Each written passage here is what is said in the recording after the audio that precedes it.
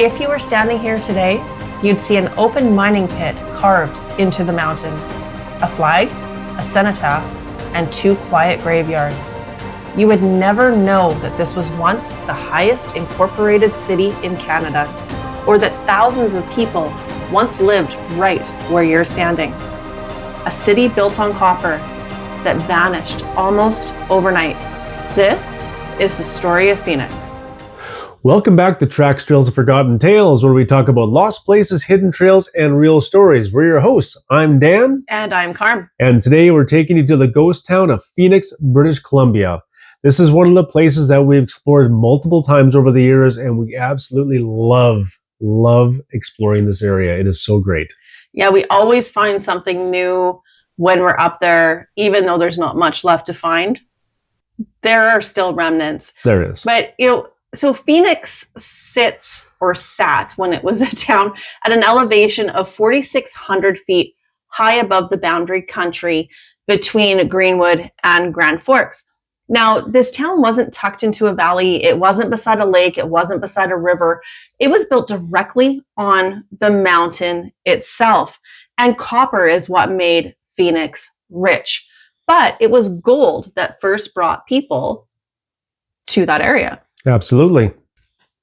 So we're going to go back to the beginning, which was in July of 1891. Now, that's when Matthew Hodder, he staked the old Ironsides claim. Mm-hmm. Henry White, he located the Nob Hill claim. Jim Atwood and Jim Schofield staked the Stemwinder. And then George Rumberger and Joe Taylor staked the Brooklyn. Now, in 1894, John Stevens, he staked the Victoria claim. Now, these were already just a few of the many, many mines that are in this place, and these discoveries would change everything. Yeah, I mean, there were so many more mines staked. If you look at the claim map of Phoenix, it's unbelievable, so crazy. The amount of claims. But it was the old Ironsides, Nob Hill, the Victoria, and the Phoenix, which was founded by Robert Denzler, would prove to be the richest of them all. And they really became the foundation of the bustling city on top of the mountain that was Phoenix. Mm. And honestly, when we say that how many claims and stuff there were out there and how many mines, we've walked around that area, we've put the drone up, and we've seen some pretty amazing things. Oh, wow. Yeah, you know what? I mean, so there's one section of the mine that we walked around, which is to the left, which I think was Lower Town at one point.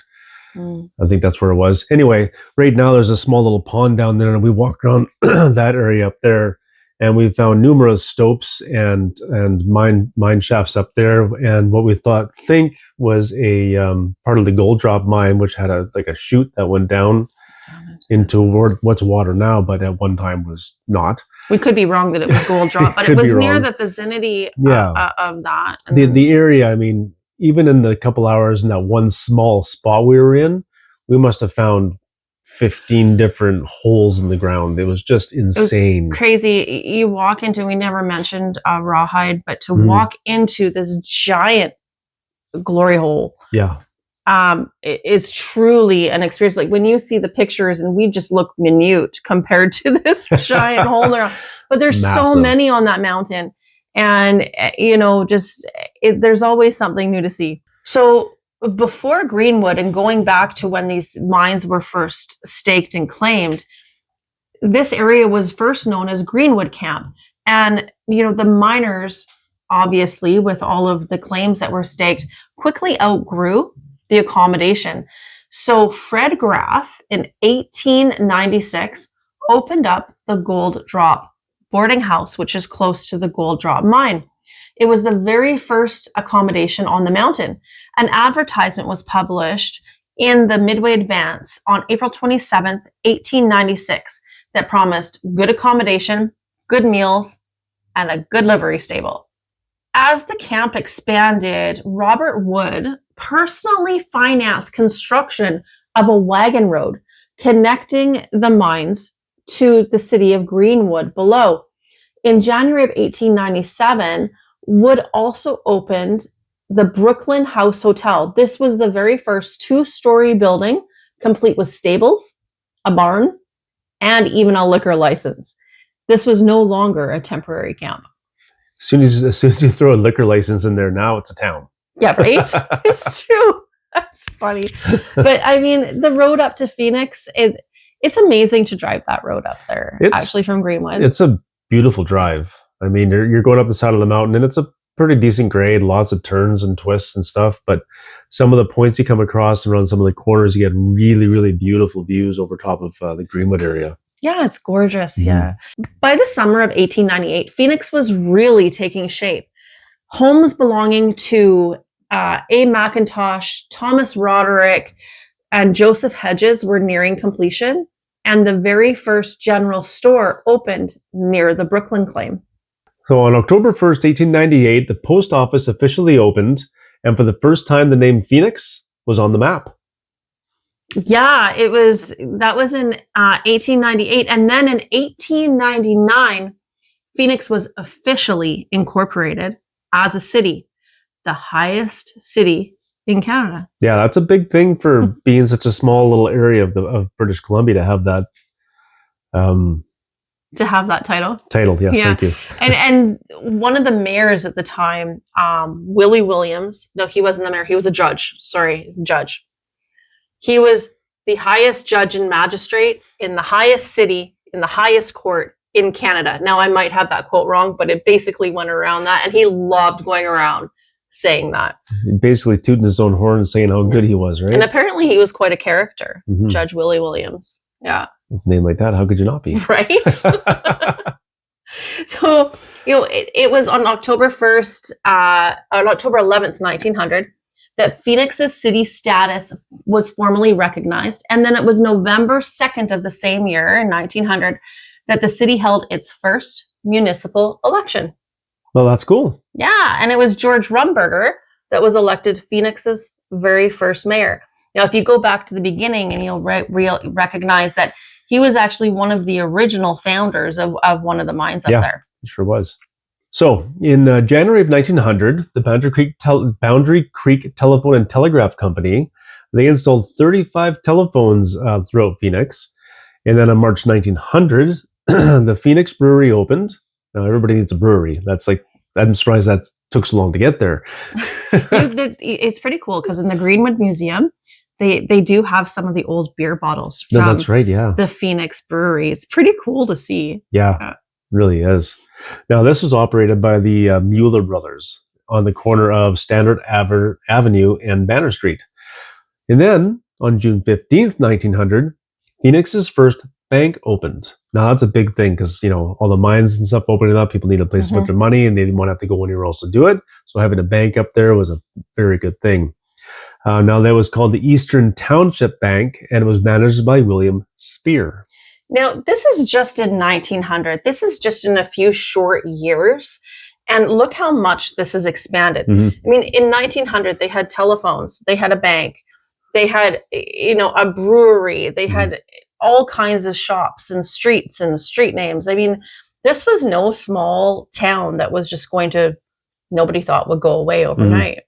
On May 21st, 1900, the Canadian Pacific Railway, the CPR, completed its spur line from Eholt to Phoenix. Now, the Phoenix Times describes the moment quite vividly, and I'm actually going to quote this line from the newspaper. Amid steam whistles, cheers, and flying flags, the last spike was driven into the old Ironsides ore bins, followed by dynamite blasts and locomotive whistles. I mean, can you imagine? They were so excited, and quite the celebration. No kidding. Such a celebration that they actually sent 10 barrels of Phoenix beer down to the workers to celebrate. Dangerous. Right? So the first ore train didn't actually make its way down to the Grand Forks smelter until July of 1900. So that's a few months after this all happened. So there was still, 3 months? Yeah, 3 months in between the last spike and the train actually making it down. Now, the CPR wasn't the only railway that served Phoenix. Later on, the GNR came in, the Great Northern Railway came in, and then later it was the VV&E. Right. Now, kind of cool, we've actually traveled both of these rail grades before. Last year when we were out exploring the area, we came across the GNR sort of accidentally, I guess. We passed by this little bit of a spur line road a few times, and we didn't really know where it went. But it was somebody that had came with us once and said, you have to take this road. This is an old rail grade. We're like, really? Wow. And we were surprised because the original grade was actually about 3%. Yeah. Which is pretty steep for a train. And we drove that all the way down as far as we could until there was a landslide that went across it, unfortunately. Yeah, so we were actually on this rail grade. We love driving these old. Oh, so cool. These old rail lines.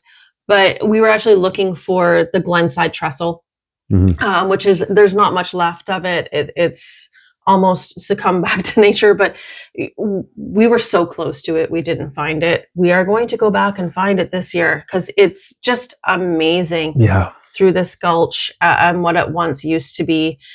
We found photos of it before, but yeah, we've driven these old rail lines and it's just really cool. It is quite a grade, like the 3% grade. And I mean, there's been quite a few train derailments around that area during the boom days of Phoenix.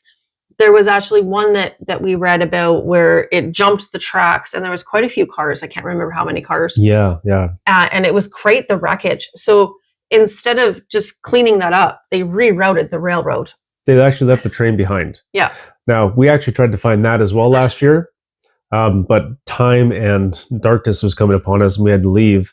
But we were told by somebody who lives in the area that a lot of it's been looted. So there's probably not a lot left or it's been reclaimed by the ground because, I mean, it's been there for years and years. But we're still going to go try to find it. We're still going to try to find it, absolutely. We have a pretty good idea where it is. So by the early 1900s, Phoenix was really a fully modern city.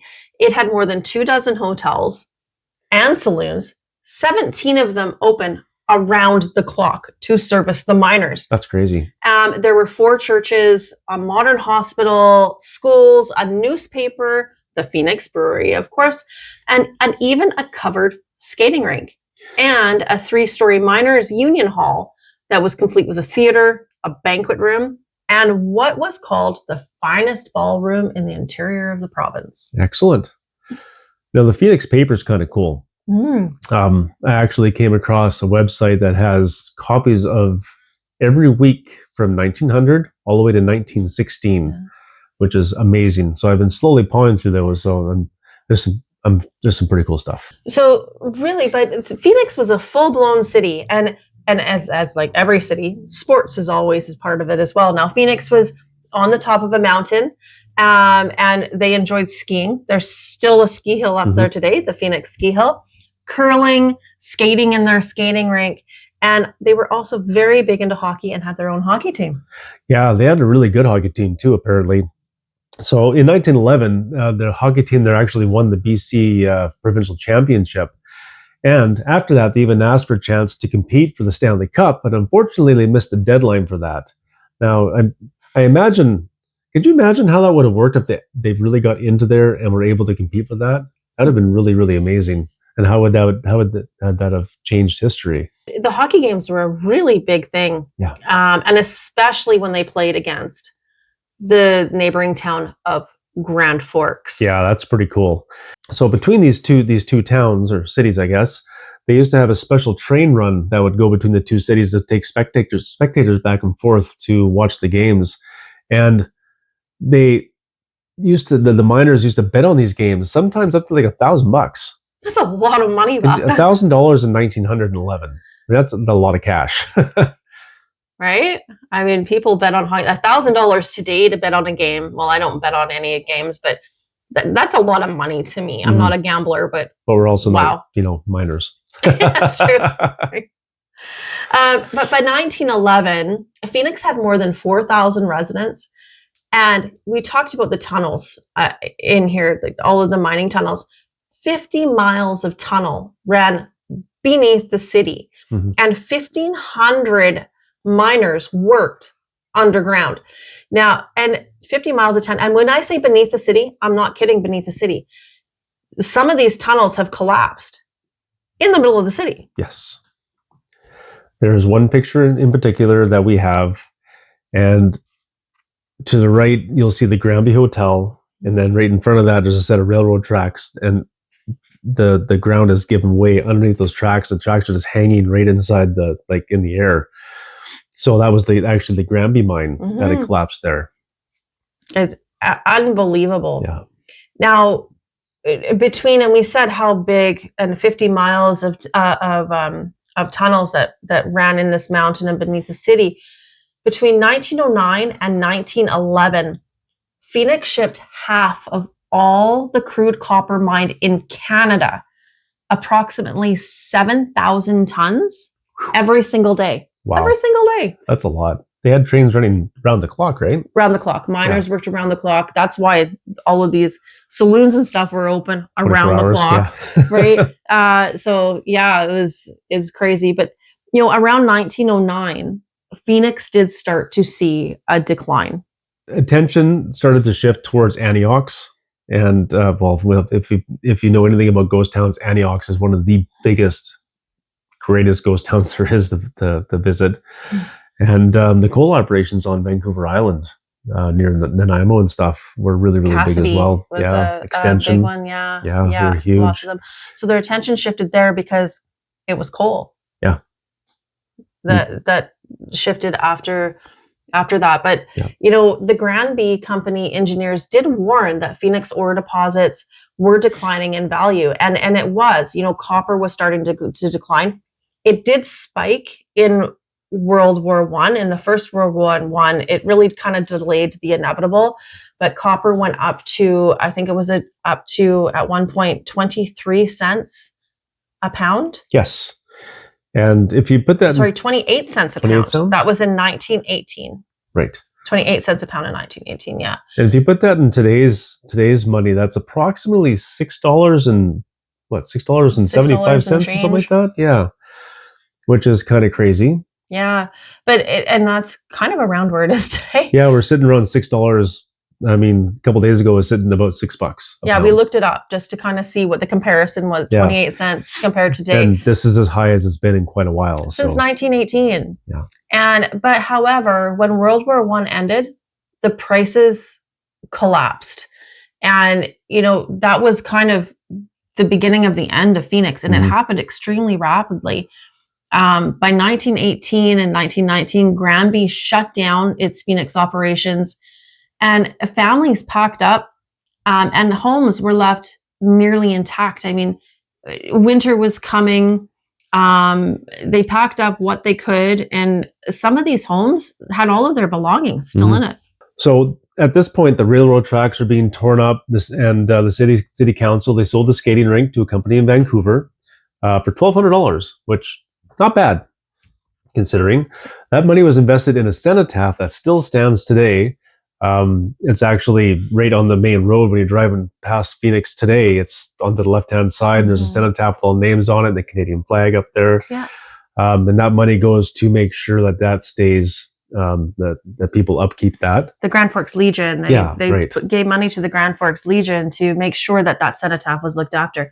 And they did, because that cenotaph wasn't always in the location that it is today. It used to be closer to downtown Phoenix, but because they basically mined it out and it's an open pit now, they moved it in order to protect it, which was nice to do. Yeah. And I do believe that every November 11th, they still do have a Remembrance Day thing up there for these people, which is quite really amazing that they still do that. Yes. Yeah. That's great. And then part of that money, though, too, they paid out to one resident to stay behind in the city of Phoenix. Everybody was abandoned, but everybody else abandoned it. But they wanted to pay one person as watchman of Phoenix because there were so many looters and vandals coming up. Now, people left with their homes pretty much intact. They wanted to make sure that the town wasn't being completely looted and destroyed. So they did pay somebody for 1 year to stay in that town. However, that story and what comes after 1919 in Phoenix, BC, we will share with you next Friday. Phoenix didn't just fade away over generations, it ended suddenly, and yet it wasn't completely empty. Next week, we continue the story, what Phoenix looked like after abandonment, and the 3 people who chose to stay behind and live in a ghost town. Join us Friday, January 30th as we continue the story of Phoenix, British Columbia.